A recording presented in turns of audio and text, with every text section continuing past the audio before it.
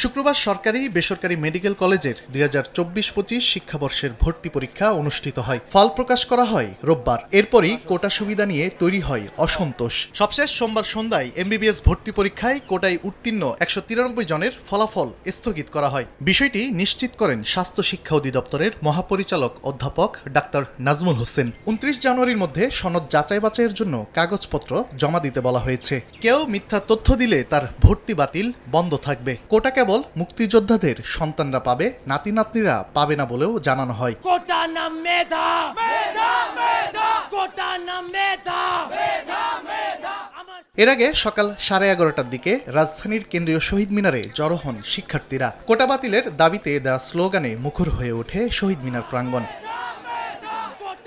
কোটার কারণে প্রকৃত মেধাবীরা বঞ্চিত হচ্ছেন উল্লেখ করে শিক্ষার্থীরা জানান, চিকিৎসক হতে চাইলে যোগ্যতার কোনো বিকল্প নেই। যতই কোটাবোধা থাকবে ততই বৈষম্য আরো বাড়বে। সঠিক মূল্যায়নটা না হচ্ছে, তাহলে আপনারা কিভাবে কোয়ালিটি ডক্টর ডিজার্ভ করে? প্রথম ধাপে আমার দায়িত্ব হচ্ছে শ্রেষ্ঠ যে স্টুডেন্ট, দেশের শ্রেষ্ঠ স্টুডেন্টদের শ্রেষ্ঠ প্রফেশনের জন্য বাছাই করা। একজন স্টুডেন্ট যার কোনো যোগ্যতাই নেই, যে হয়তো মেডিকেল ভর্তি পরীক্ষায় পাশও করবে না, কিন্তু কোটার কারণে কি হচ্ছে 37 পেয়ে একজন মেডিকেলে সিট পেয়ে যাচ্ছে। এটা দ্বারা ভবিষ্যৎ চিকিৎসা হবে, মানুষের চিকিৎসা করবে, তারা কেমন চিকিৎসা হবে? শিক্ষার্থীরা জানান, মুক্তিযুদ্ধ ও মুক্তিযোদ্ধাদের অসম্মান কিংবা বিরোধিতা নয়, শিক্ষা ব্যবস্থায় পরিবর্তন ও মানসম্মত চিকিৎসক গড়ে তোলার জন্যই তাদের এই লড়াই।